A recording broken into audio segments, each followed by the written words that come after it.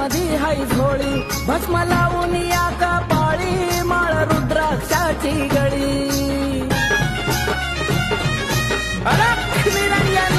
अलख निरंजनाची आरोळी, त्यांच्या काखेमध्ये हाय झोळी, भस्म लावून या कपाळी माळ रुद्राक्षाची